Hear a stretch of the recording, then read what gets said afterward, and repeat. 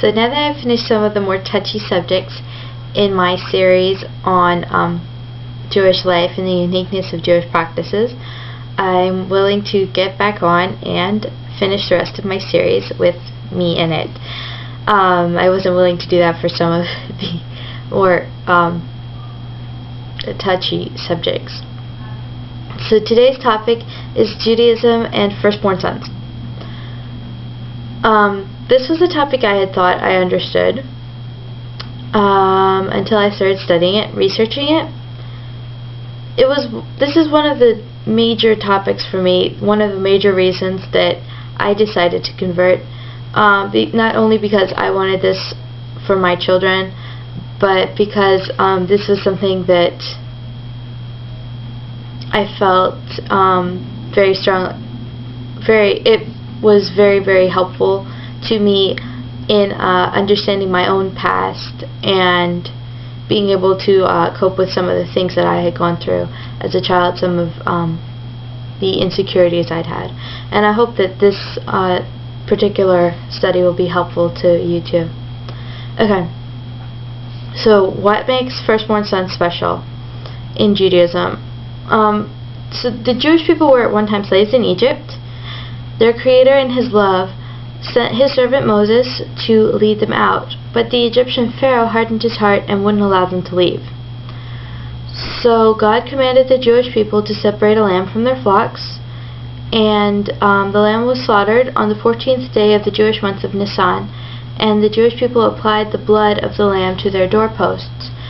The angel of death came through that night, and any house that did not have the blood on the doorpost, the angel of death went in and slaughtered the firstborn of man and beast.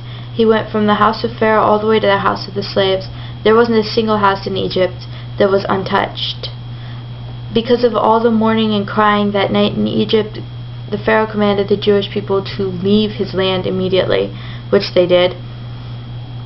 God spoke to Moses and said that God had separated to Himself the firstborn sons of the Jewish people, and that they belonged to Him. They were to serve Him. Then He selected the tribe of Levi in place of these firstborn sons, and commanded that this tribe serve Him in place of the sons. Instead of each family giving up their firstborn, they were to the tribe of Levi was separated, and they did the service of the temple for God. So today, what is the practical application? In that time, there were more firstborn sons than there were Levites. So each of the firstborn sons that was over and above the number of Levites had to bring 5 silver shekels to redeem himself with. Today, anytime a Jewish woman has a son first, the child must be redeemed. The father must take 5 silver coins to a Kohen, a priest, a descendant of Aaron, Moses' brother, and declare that he has a firstborn son to redeem. The priest asks him whether he wants to redeem the child or give the child to the priest. And the father responds he wishes to redeem him and gives the priest the 5 silver coins. If the father does not redeem the child on the 30th day after the child's birth, the child is responsible to redeem himself after he's 13 years old, or the father can redeem him anytime until he's 13. I think the case of Samuel, who I was named after, interestingly. It's a kind of funny story. My name is Jonathan. The name that my parents picked for me is Jonathan Samuel. But at any rate, then I was born, and that was quite an issue for my parents.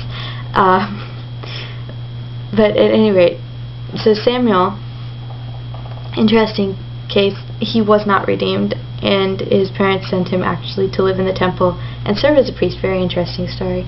Hope you enjoyed this study. Hope you learned something. God bless, and keep watching. And visit